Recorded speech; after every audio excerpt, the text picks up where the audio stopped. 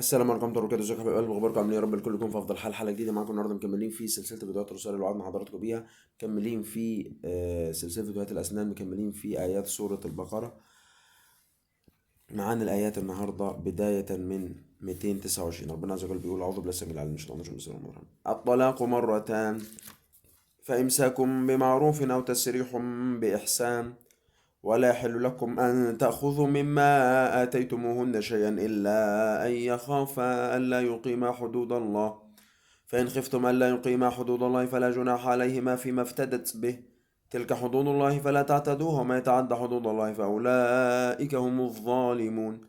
فإن طلقها فلا تحل له من بعد حتى تنكح زوجا غيره، فإن طلقها فلا جناح عليهما أن يتراجعا إن ظنا أن يقيما حدود الله، وتلك حدود الله يبينها لقوم يعلمون.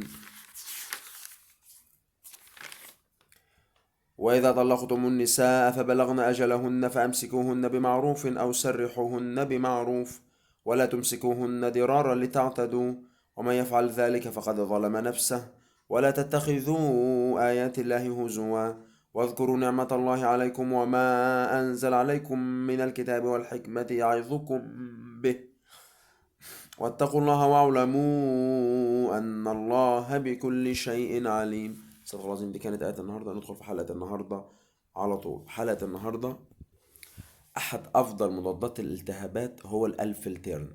الألفلتيرن من الأدوية الموصى بها جدا على نطاق الفم والأسنان. بتتكتب مع مضادات حيوية تاني، وبتتكتب مع مسكنات عادي، بس هي من الحاجات اللي احنا كنا عملنا عنها حلقة قبل كده. بس أنا في حلقة النهاردة بقولك من أفضل مضادات الالتهاب اللي تاخدها وقلبك مرتاح، ولو كتبها لك الدكتور ما تحاولش إنك تغيرها أو تبدلها. وانا بقول يا جماعه الافضل كل حاجه ادي العيش لخبازه، وكل واحد يكون عنده مشكله في حاجه يروح لاهل التخصص فيها، بلاش تروح للصيدلي يديك اي برشام وخلاص، عشان ما تصلحش حاجه وتبوظ حاجه تانية. او في حاجات ساعات بتكون تاثيرها على الحته اللي فيها مشكله في جسمك اقل، ففي ادويه بتبقى على نطاق معين من الجسم ليها فعاليه اكبر. دي بيعرفها دايما اهل التخصص اكتر. اشوفكم الحلقه الجايه، والسلام عليكم ورحمه الله وبركاته.